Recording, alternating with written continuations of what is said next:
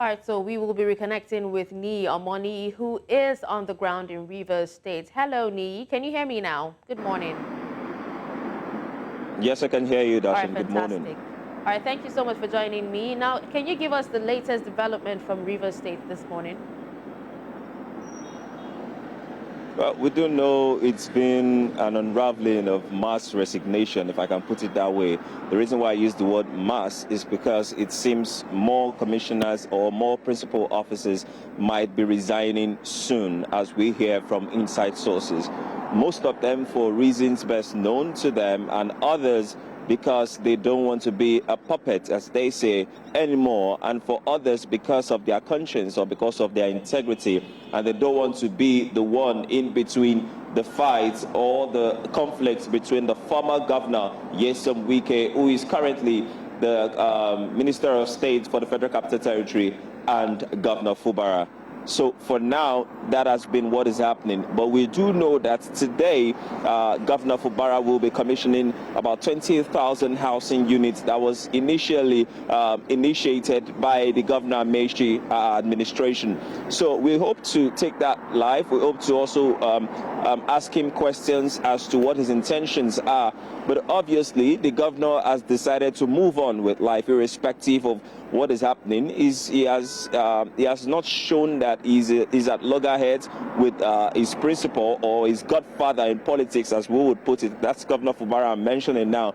But he has shown signs that he is ready to boost the economy of the state, and he's not going to wait for anybody. In fact, inside sources helped us understand today that what was really the cause of this conflict is the fact that the former governor, Nyesom Wike, was asking for too much. And of course, the internally generated revenue was about 10 billion before he left office. And by the time he left, they were only getting 6 billion naira, which made Governor Fubara start asking questions. And whenever I ask questions, they tell him, go and ask Oga. Oga, in this sense, being former governor Nyesom Wike. So this and more has been what has been causing the conflict between these two. But of course, they've not come out to say it directly that these are the issues. But inside sources tell us that it's a matter of money and so many other resources, even federal allocation, that has been the challenge. All right, Niyi, you did say that some of these commissioners have resigned, and they actually cited personal reasons for their resignation. And you also talked about some principal officers. Now, there are actually reports that the chief of staff to the governor has also resigned. How true is this? And have you heard of a reason given by the chief of staff as to why he actually resigned as well? Well, immediately we caught wind of that story, we tried reaching out because we were actually supposed to have the chief of staff on the news yesterday. We actually reached out to him, but we didn't get a positive reply. However, as of now, I can't confirm to you if he has resigned or not. We are also getting the news from people, as you've also heard it, but in few minutes or within the hour, we'll be able to confirm if that resignation is true, because what we try to do is, when these words come out, we try to reach out to the person themselves to be able to tell us for a fact, or if there's a letter to that effect. But we do know for now, there's been no letter to that effect. So until we confirm, I can't categorically tell you that the chief of staff of Governor Fubara has resigned, because we were supposed to even speak with him yesterday. What about the indigents and the residents on ground? Have you been able to speak to more of them to find out their take on the happenings, around Rivers State? Yes, we've spoken to more and more, in fact, a ton of them. We've also spoken with party members, party spokesperson, and everyone seemed to be, for once, in support of Governor Fubara. They are just tired of the leash the former governor has on the state, and they just want Fubara to perform. And this is looking more beyond just the fight for political growth or anything. It's looking more for development, because they are seeing Governor Fubara as someone, as a governor who wants to really tend to the needs of the people.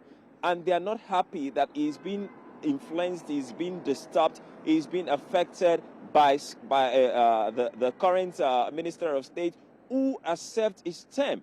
He moved from a local government chairman. He moved to the chief of staff. He became the minister of state. Then he became a minister. Then came back to become a governor. And now he's a minister again. They believe that he has served his term and should let Governor Fubara act. The truth is, even from all body language we've seen from Governor Fubara, he doesn't seem to be wanting to have fights with Nyesom Wike, former Governor Nyesom Wike, but he has taken a stand that whatever is going to affect the growth of residents of Rivers State, he is not going to take it lightly. And that is what he's doing so far. All right, Niyi, just before you go, I remember yesterday you did talk about, how those 27 lawmakers who have actually defected, how their defection, has not been finalized due to, one reason or the other. But we also heard that there was a plenary session that was held yesterday, around the assembly complex.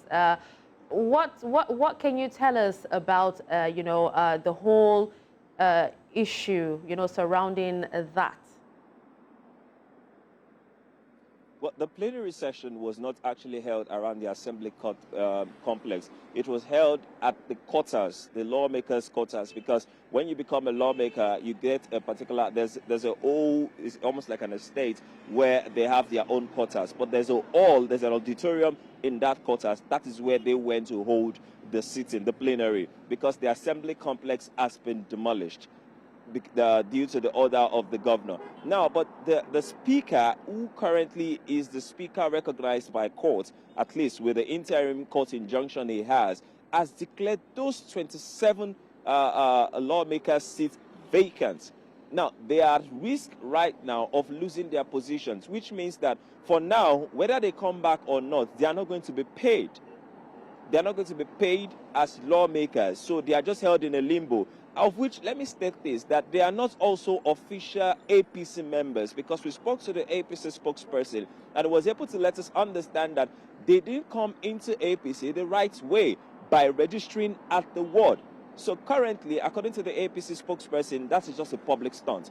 So they are not officially APC members, and currently they are not identifying with the PDP. Their seats have been declared vacant. Now, this is a whole lot, and it seems that they might be looking onto the person they are loyal to, which is the Minister of State for the Federal Capital Territory, Nyesom Wike, to actually help them out here. If Wike does win this battle, it looks like an ongoing battle. Yes, they might have other options, but if Wike really loses this battle, then it means Governor Fubara will be having full control of this assembly, which he didn't have before, because we know that most of the principals in the cabinet of Governor Fubara was elected by former Governor Nyesom Wike, and Fubara only had to elect about 2. But now with this move, if those 27 seats are declared vacant, now Governor Fubara can push for people he knows and he can work with to be elected in those seats. And that is a plus for him. And now he can manage the affairs of the state. So much, Niyi Omoniyi, for joining me and giving us an update on the happenings in Rivers State. Thank you for having me.